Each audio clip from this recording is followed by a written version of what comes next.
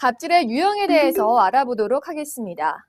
갑질의 유형에는 오너형 갑질, 밀어내기형 갑질, 열정페이, 텃세, 기타 등이 있습니다. 먼저 오너형 갑질은 가장 흔한 종류의 갑질로 흔히 기업의 대표자 혹은 경영진 일가의 인물들이 직원들을 물건 다루듯 마구 대하거나 폭언, 폭행을 일삼는 유형입니다. 드라마, 영화를 통해 예를 들어본다면 기업의 회장이 자신의 운전기사 혹은 비서에게 반말과 폭언을 하거나 아무렇지 않게 발길질을 하고 따귀를 때리는 행위, 항공사 임원이 기내 승무원의 머리에 라면을 쏟아부으며 비행기를 돌리라고 행패를 부리는 행위, 회사 앞에서 아들과 함께 시위 중인 기사를 불러다가 기사의 아들이 보는 데서 폭행하는 행위 등을 들 수 있습니다. 이런 행위는 구성원들 간의 극단적인 수직관계 근거에 고용자가 피고용자를 마음대로 할 수 있고 내가 함부로 해도 내가 나를 어떻게 하지는 못할 것이다 라는 잠재의식을 통한 빗나간 심리에 근거하고 있다고 할 수 있습니다. 다음으로 밀어내기형 갑질입니다. 주로 대기업 집단과 소규모 사업자들 간에 나타나며 상품을 납품하거나 또는 납품을 받는 기업이 소규모 사업자들에게 무리한 요구를 하는 유형입니다.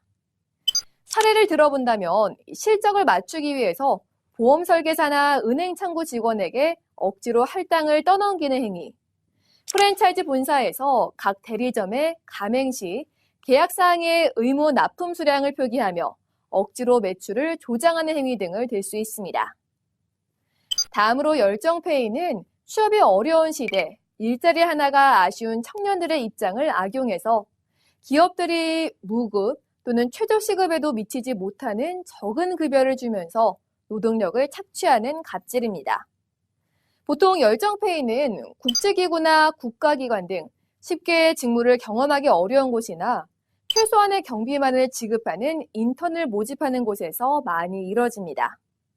3, 4명이 해야 할 분량의 업무를 2명이 하도록 하거나 주 2회의 휴무일 지정 시 일부러 바쁜 날에는 업무를 배치하고 한가한 날을 휴일로 지정하는 등의 사례.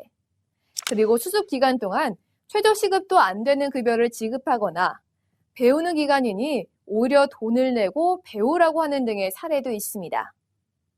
특히 이 경우는 급여뿐만 아니라 제대로 된 인간다운 대우조차도 받지 못했고 일하는 동안 건강만 악화됐다고 하소연하는 경우가 많이 발생하고 있습니다.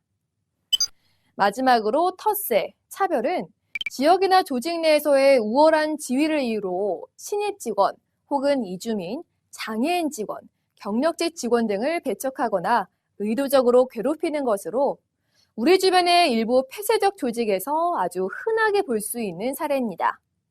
사람을 앞에 놓고 낙하산이네, 외모는 어떻네 하며 수군거리고 왕따시키는 행위, 의도적으로 많은 양 또는 혼자 해결할 수 없는 어려운 업무를 배정하는 사례, 일부러 실수를 하도록 구실을 제공하는 행위 등이 있습니다. 기타로는 직장 내 지위를 이용한 상급자 혹은 같은 근로자들 간의 여성 근로자 차별, 장애인 차별, 외국인 근로자 차별과 공직자들이 자신이 지위를 이용해 이익을 추구하려는 행위 등을 들 수 있습니다. 사례로는 직장 내 성희롱, 장애인, 외국인 근로자에 대한 폭행, 폭언, 회식 의무 참석 강요, 상급자가 퇴근하지 않았으니 당연히 아래 직원도 퇴근하면 안 된다는 행위가 있고요.